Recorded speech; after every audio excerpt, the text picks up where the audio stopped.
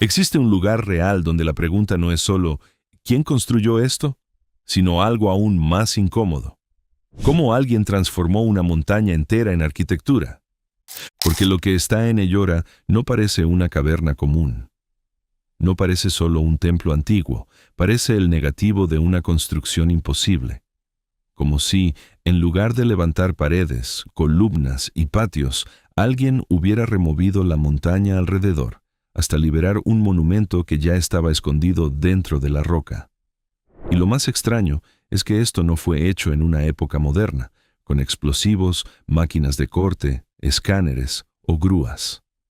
La obra es atribuida al primer milenio de nuestra era, dentro de un complejo excavado a lo largo de siglos en un paredón de basalto en el oeste de la India.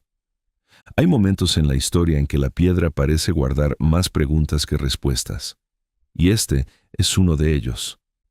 Porque cuando miras el templo de Kailasa, la impresión inicial no es solo de grandiosidad, es de método, de planeamiento, de precisión, de una secuencia de trabajo que necesitó ser casi perfecta desde el comienzo. Un error en el punto equivocado no destruiría solo un detalle decorativo, podría comprometer la estructura entera. Y es ahí donde el misterio comienza de verdad. La explicación más aceptada dice que esta obra monumental fue patrocinada en el período del rey Krishna I, de la dinastía Rashtrakuta. El problema es que esto responde parcialmente al cuándo y al bajo qué poder, pero todavía deja preguntas que continúan extremadamente vivas. ¿Cómo fue removida la roca en una escala tan grande? ¿Cómo fue controlado el proyecto de arriba hacia abajo? ¿Cómo se esculpe el vacío alrededor de un templo entero sin perder proporción, alineación y estabilidad? Y tal vez el punto más intrigante sea este. Hasta una inscripción antigua asociada al monumento describe la obra como algo tan extraordinario que parecía no haber sido creada por mortales. Esto no prueba nada sobrenatural, pero prueba una cosa importante. El asombro no es moderno. El asombro ya existía siglos atrás. Entonces, en este video, la investigación es simple de entender y difícil de responder. Nosotros vamos a entrar en ese lugar real, observar lo que existe allí adentro, separar lo que es hecho de lo que es interpretación, comparar la explicación tradicional con los problemas que ella todavía no resuelve y llegar a la pregunta que continúa sin desaparecer. La montaña fue excavada por humanos, pero ¿será que nosotros realmente entendemos, en detalles convincentes, cómo esto fue hecho? Porque una cosa es admirar una ruina antigua. Otra, muy diferente, es encarar una montaña transformada en arquitectura y percibir que la parte más extraña tal vez no sea el templo en sí, sino el volumen de roca que necesitó dejar de existir para que él apareciera. Y esto es solo el comienzo. Para entender por qué Kailasa incomoda tanto a la lógica moderna, primero es necesario mirar el lugar donde él está. Ellora no es un sitio aislado con una única estructura fuera de lo común. Es un gran conjunto de cavernas, monasterios y templos excavados en una escarpa de basalto en las colinas de Charanandri, en el actual estado de Maharashtra, en la India. El complejo preservado reúne 34 cavernas principales, distribuidas a lo largo de cerca de 2 kilómetros, reflejando una secuencia de actividades ligadas al budismo, al brahmanismo y al jainismo entre aproximadamente los siglos VI y XII. Solo eso ya sería suficiente para volver a Ellora uno de los lugares arqueológicos más impresionantes del mundo. Pero Kailasa está en el centro de ese escenario como una ruptura de escala. En muchos sitios antiguos, nosotros vemos cavernas adaptadas, fachadas abiertas en la roca, cámaras internas, corredores o santuarios tallados en paredones. Esto ya exige habilidad técnica y conocimiento geológico. Solo que aquí la sensación es diferente. En lugar de simplemente entrar en la montaña para excavar espacios internos, los constructores hicieron algo que parece más radical. Cortaron el macizo rocoso de tal manera que un templo entero pasó a existir como masa central, rodeado por un gran vacío excavado alrededor. Es como si, En lugar de construir un edificio en un terreno vacío, alguien hubiera tomado un bloque de piedra gigantesco y decidido retirar todo aquello que no era el edificio. Esa diferencia cambia todo, porque cavar una cámara ya es difícil.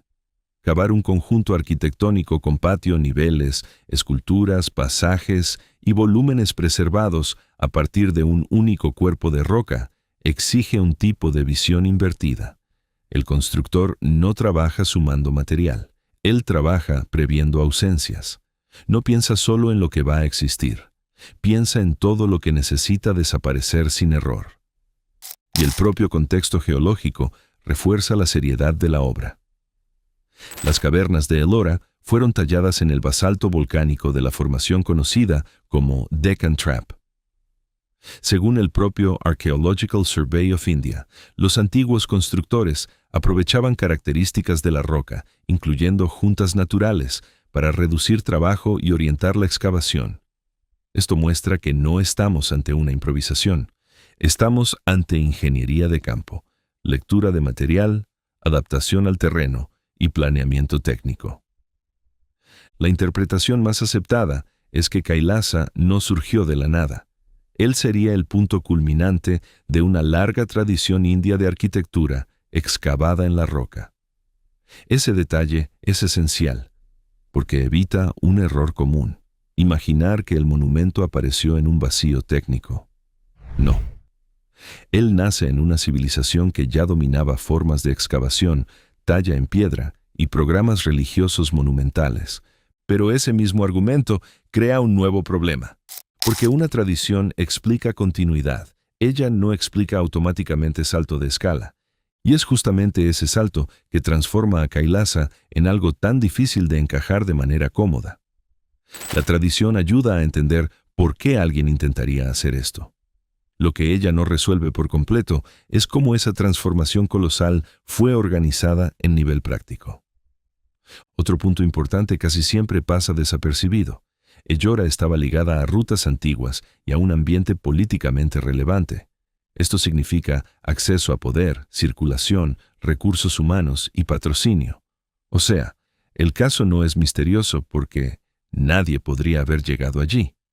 El caso es misterioso porque incluso aceptando un contexto favorable, la ejecución continúa pareciendo extrema. Y es aquí donde la historia deja de ser apenas bella y comienza a ponerse incómoda. Porque cuando un lugar es demasiado extraordinario, nosotros tendemos a escoger entre dos extremos malos. O reducimos todo a un milagro vacío. O fingimos que la explicación común basta, incluso cuando ella todavía deja preguntas fundamentales abiertas. Kailasa exige un camino más difícil. Un camino en que uno acepta lo que se sabe, pero no finge saber lo que todavía no está claro.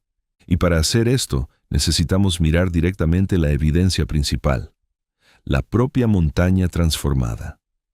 Cuando alguien oye la expresión montaña excavada por dentro, puede imaginar un túnel, una galería o una secuencia de cámaras subterráneas. Pero el impacto de Kailasa es diferente, porque el choque no viene solo del espacio interior, viene de la relación entre el vacío excavado y la masa preservada. Te aproximas al macizo rocoso y percibes que no estás mirando una construcción levantada con bloques. Estás mirando un monumento monolítico, tallado directamente de la piedra viva. El templo principal, las áreas alrededor, los volúmenes arquitectónicos, las esculturas, las superficies y la lógica espacial forman parte de la misma masa original. No se trata de piedras montadas, se trata de roca sustraída. La UNESCO describe el templo de Kailasa como el mayor templo monolítico del conjunto y va más allá. Afirma que, considerando solo el trabajo de excavar la roca, un monumento como ese representa un hito tecnológico sin igual. Esa expresión es fuerte y viene de una institución extremadamente cautelosa en la forma como describe patrimonio histórico. El Archaeological Survey of India es aún más directo al llamar a Kailasa la mayor excavación monolítica única del mundo. Cuando un órgano oficial usa ese tipo de formulación, lo que él está diciendo, en términos simples, es que la singularidad de la obra no es exageración de Internet, ella es reconocida en nivel institucional. Pero esa no es la parte más extraña. Lo más extraño es el método implícito. La lectura más común de los estudiosos es que la obra fue excavada de arriba hacia abajo. Y esto cambia totalmente la imagen mental del proceso. No estamos hablando de un grupo abriendo una entrada y avanzando hacia adentro como en una mina. Estamos hablando de un proyecto en que la parte superior necesitaba ser definida primero, mientras el entorno era progresivamente removido para revelar los niveles inferiores. Imagina intentar esculpir un edificio entero comenzando por el techo, sin poder recolocar la piedra si algo sale mal. Es ese tipo de raciocinio que hace a Kailasa parecer tan moderno en su lógica de ejecución, incluso siendo antiguo en su origen. Al caminar visualmente por el conjunto, la sensación es de que el verdadero monumento no es solo el templo preservado, sino también el inmenso foso arquitectónico en torno de él. El vacío tiene forma. El vacío fue planeado. El vacío costó trabajo. Y esto significa que la pregunta ¿quién construyó el templo? Tal vez sea incompleta. En cierto sentido, también sería correcto preguntar ¿quién removió la montaña alrededor del templo? Hay otro detalle importante. Kailasa no está solo en el complejo. Él surge dentro de un ambiente donde otras excavaciones muestran la evolución de la arquitectura rocosa en varias tradiciones religiosas. Esto refuerza la idea de continuidad técnica, pero también hace a Kailasa destacarse aún más como culminación extrema de esa tradición. La UNESCO apunta justamente ese punto al decir que el templo marca la culminación de la arquitectura excavada en la roca en la India, con elaboración formal y proporciones impresionantes. Si el caso fuera apenas artístico, él ya sería extraordinario. Pero él es también logístico, porque toda gran obra antigua necesita responder a preguntas muy concretas. ¿Dónde comienza el corte? ¿Cómo se controla profundidad? ¿Cómo se evita fisura crítica? ¿Cómo se administra drenaje? ¿Cómo se retira escombro en gran escala? ¿Cómo se mantiene simetría suficiente en volúmenes que no están siendo montados pieza por pieza, sino liberados del bloque original? Cuanto más miras la evidencia, más el misterio cambia de forma. Al inicio, parece un misterio visual. Después, se vuelve un misterio de método.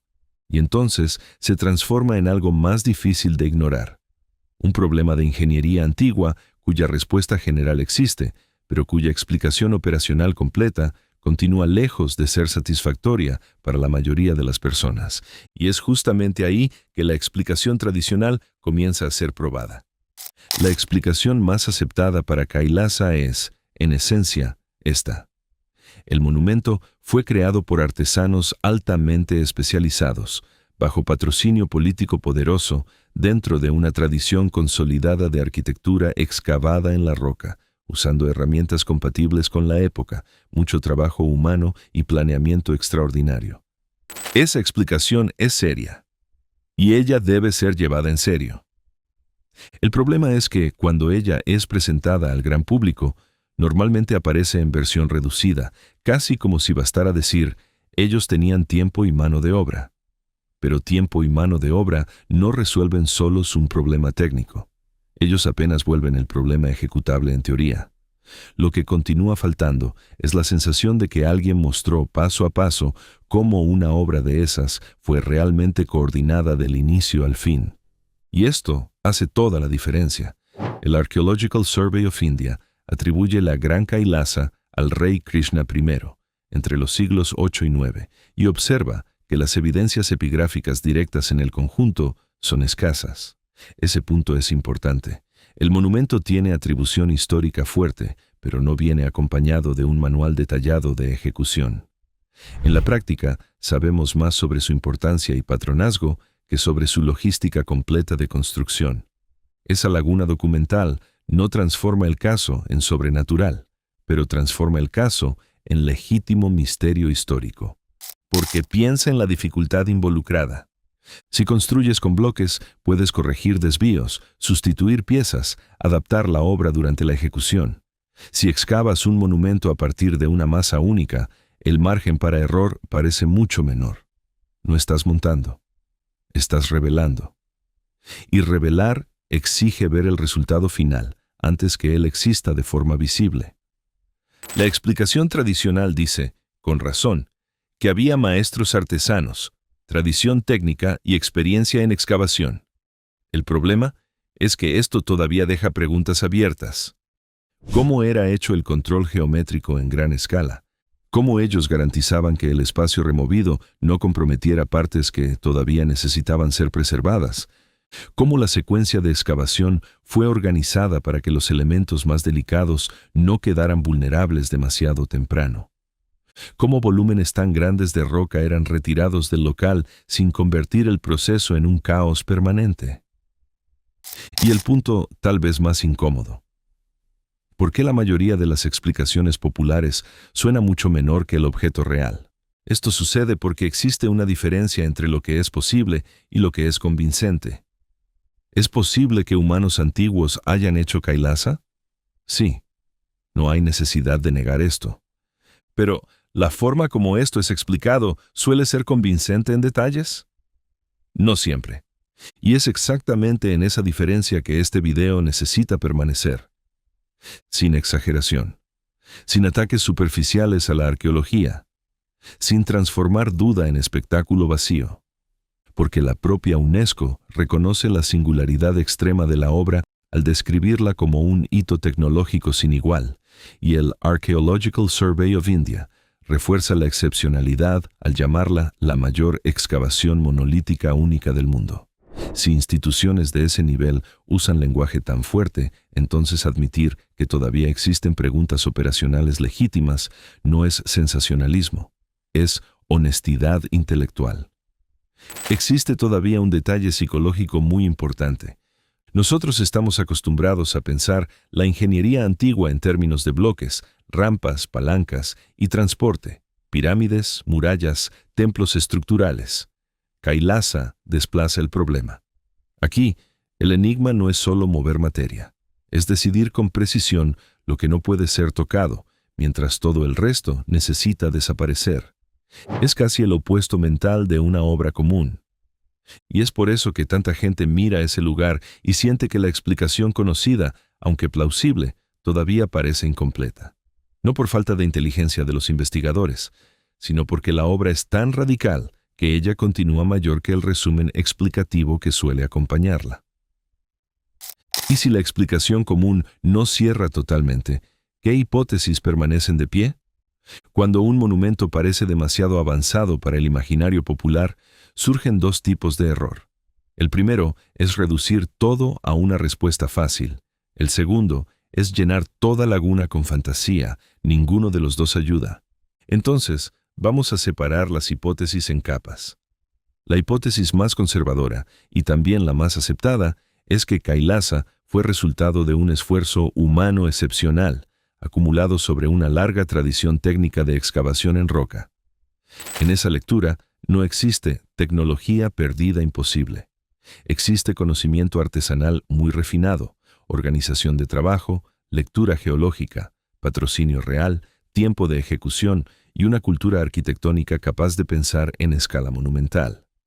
Esa continúa siendo la interpretación principal porque ella dialoga con el contexto real de Ellora y con la evolución de la arquitectura rocosa en la India. Pero esa hipótesis conservadora no elimina el asombro. Ella apenas lo desplaza. Porque si esa explicación estuviera esencialmente correcta, entonces el verdadero asombro no está en una tecnología imposible, está en la capacidad humana subestimada, está en el hecho de que artesanos antiguos tal vez dominaran planeamiento tridimensional, coordinación de equipos y técnicas de talla en piedra, en un nivel que el público moderno raramente imagina. Una segunda hipótesis, más compleja, es que el monumento haya sido producido en fases más largas, con reajustes, ampliaciones y refinamientos distribuidos a lo largo del tiempo, más de lo que algunas narrativas populares admiten. En otras palabras, la atribución a Krishna primero puede marcar un momento central de patrocinio e impulso monumental, pero el proceso material puede haber involucrado etapas, revisiones y continuidad de trabajo difíciles de condensar en una única imagen de obra concluida de una vez. Esa posibilidad no contradice la tradición histórica. Ella apenas reconoce que grandes monumentos antiguos casi nunca son simples. Una tercera hipótesis, más intrigante, es que el conocimiento técnico involucrado en obras como Kailasa fuese más sistemático y estandarizado de lo que hoy conseguimos reconstruir con seguridad. Esto incluiría métodos de marcación, alineación, control vertical, secuencia de retirada de masa y aprovechamiento deliberado de las juntas naturales del basalto. No sería una tecnología futurista, sería algo tal vez más perturbador. Una ingeniería práctica sofisticada, pero mal preservada en los registros.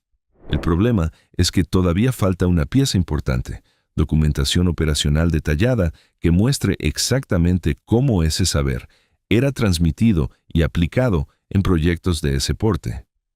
Y ahí llegamos al territorio de la especulación fuerte.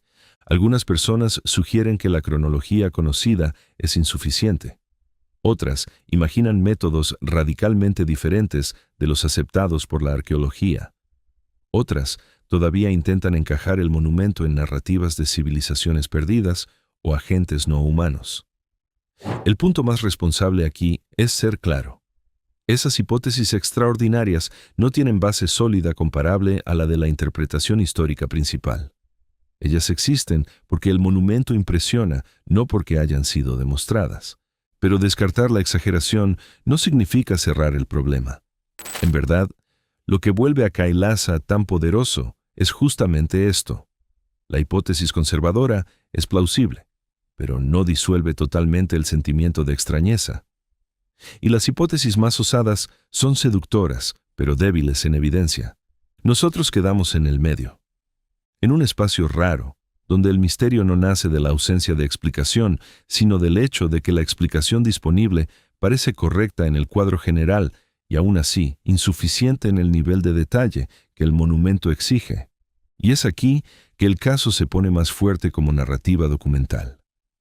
Porque un buen misterio no es aquel en que nadie sabe nada. Es aquel en que mucha cosa es conocida, pero la pieza más importante continúa fuera de alcance. En el caso de Kailasa, esa pieza puede ser resumida en una frase: nosotros sabemos lo que fue hecho. Lo que todavía impresiona es no saber, de forma plenamente convincente, cómo la ejecución fue controlada en toda su complejidad. Solo que existe un detalle específico que vuelve todo aún más difícil de ignorar. Un detalle que mucha gente ve, pero no percibe. Casi todo el mundo mira a Kailasa y fija la atención en el templo central. Pero el detalle que casi nadie percibe de verdad es que el monumento no es solo lo que sobró. El monumento también es lo que fue retirado. Ese cambio de perspectiva altera completamente la lectura del lugar. Cuando piensas en arquitectura, piensas en presencia, en paredes, columnas, techos, esculturas, entradas. En Kailasa, esto es apenas la mitad de la historia. La otra mitad es ausencia. Un vacío cuidadosamente producido. Un espacio excavado con intención arquitectónica. En otras palabras, para que el templo surgiera, fue necesario dibujar la nada. Y dibujar la nada en piedra tal vez sea más difícil que levantar materia, porque el vacío no perdona error. Si remueves de más, no existe reparo simple. Si remueves demasiado temprano, comprometes la lectura de la estructura. Si remueves demasiado tarde, dificultas acceso, circulación y acabado. El entorno excavado no es un subproducto. Él forma parte de la inteligencia del proyecto. Ese tal vez sea el detalle más cinematográfico y al mismo tiempo más técnico de todo el caso. El espectador común ve un templo. La mirada más atenta ve un proceso mental invertido. Es como si los constructores estuvieran trabajando con una escultura en escala arquitectónica, solo que dentro de una montaña. Hay todavía otro detalle casi siempre ignorado. Kailasa no fue simplemente excavado como una masa bruta y dejado sin lenguaje formal. La UNESCO destaca que el templo transpone para la roca modelos de arquitectura construida. Esto significa que los creadores no estaban solo abriendo espacio útil, estaban imitando, en piedra única, una lógica que en otros contextos sería hecha por montaje, bloques, encajes y componentes separados. Ese punto es decisivo, porque no basta decir ellos cavaron, mucha cosa antigua fue cavada. Lo que impresiona aquí es que la excavación produce la ilusión de una construcción montada. Ese juego entre excavar y simular arquitectura estructural es una de las razones por las cuales el templo parece mentalmente desplazado del tiempo al cual es atribuido. Y existe un último aspecto casi invisible, pero poderoso. La propia inscripción recordada por el Archaeological Survey of India describe la obra como algo que parecía autoexistente, casi como si ya estuviera allí, esperando ser revelado. Esa imagen es poética, pero también es técnicamente perfecta para el caso, porque Kailasa realmente provoca esa sensación, la de que no fue hecho en el sentido común y sí liberado de la roca. Tal vez sea por eso que él continúa tan difícil de olvidar. No solo porque es grande, no solo porque es antiguo, sino porque alcanza un punto raro de la experiencia humana. Aquel momento en que nosotros miramos una obra claramente producida por manos humanas y aún así, sentimos que el proceso quedó parcialmente escondido dentro de la piedra, y ese mismo patrón aparece en otro misterio que tiene todo el sentido analizar enseguida. Construcciones y cortes monumentales en roca que parecen simples ruinas a la distancia, pero esconden problemas de ingeniería mucho mayores cuando observados de cerca. Porque, si Kailasa ya parece incómodo como montaña transformada en arquitectura, el próximo paso lógico es mirar piedras gigantes que no fueron solo movidas, sino cortadas con una precisión que todavía desafía explicaciones simplificadas. Pero antes de eso, necesitamos cerrar la pregunta principal de este video. Entonces, al final, ¿descubrieron una montaña excavada por dentro y nadie sabe cómo esto fue hecho? La respuesta más honesta es esta. Descubrieron, sí, un lugar real en que la montaña fue transformada de manera extraordinaria. Y no, nosotros no podemos decir que nadie sabe nada. Pero tampoco podemos fingir que la explicación pública más común resuelve todo de forma satisfactoria. Lo que se sabe con seguridad es que el complejo de Ellora es real, histórico y reconocido mundialmente, que Kailasa ocupa un lugar central en esa tradición, que su ejecución pertenece al universo de la arquitectura excavada en la roca, y que la atribución principal liga la Gran Kailasa al período de Krishna I. También se sabe que la obra impresionó tanto que fuentes antiguas ya la trataban como algo casi sobrehumano en su apariencia. Lo que todavía no existe en consenso completo, en el nivel que satisface la imaginación moderna, es la reconstrucción detallada y convincente del método total. La secuencia exacta de excavación, el control geométrico en larga escala, el gerenciamiento de la retirada de masa, el ritmo real del trabajo y el modo como todo esto fue coordinado sin el margen de corrección típico de construcciones montadas por bloques. Y es ahí que reside la fuerza de este misterio. No en la fantasía, no en la exageración, sino en el choque entre una explicación humana plausible y una obra que continúa pareciendo mayor que la explicación resumida que normalmente recibe. Tal vez ese sea el verdadero incómodo de Kailasa. Él nos obliga a admitir que la historia antigua es más sofisticada que la versión simplificada que cabe en un párrafo. Y al mismo tiempo, nos recuerda que sofisticación no es sinónimo de respuesta completa. Hay monumentos que parecen ruinas. Y hay monumentos que parecen preguntas hechas en piedra. Kailasa pertenece a la segunda categoría, porque, al final, lo que más impresiona no es solo el templo. Es la idea de que alguien miró un macizo rocoso, vio dentro de él un proyecto entero, y tuvo la osadía de comenzar a remover todo aquello que no formaba parte de la visión. Y tal vez sea por eso que ese lugar continúa tan poderoso hoy. Él no destruye la historia oficial. Él hace algo más interesante. Él muestra que la historia oficial, a veces, todavía está intentando alcanzar la escala de lo que realmente sucedió. Y si una montaña entera pudo ser tratada casi como materia prima para revelar arquitectura, entonces la próxima pregunta surge sola. ¿Qué sucede cuando bloques gigantes de piedra aparecen cortados con una precisión que parece demasiado simple para ser antigua y demasiado compleja para ser ignorada? Porque el próximo misterio está en la misma familia mental de este. Roca, Escala, precisión, herramientas insuficientemente explicadas, y la sensación de que estamos mirando el resultado final sin ver completamente el proceso. En el próximo video, esa duda se pone aún más afilada. Porque una cosa es esculpir el vacío alrededor de un templo. Otra, tal vez aún más incómoda, es encontrar piedras gigantes cortadas de un modo que la historia todavía no consigue explicar de forma plenamente convincente. Y después de ver Kailasa, se vuelve difícil mirar cualquier pared de piedra del mismo modo.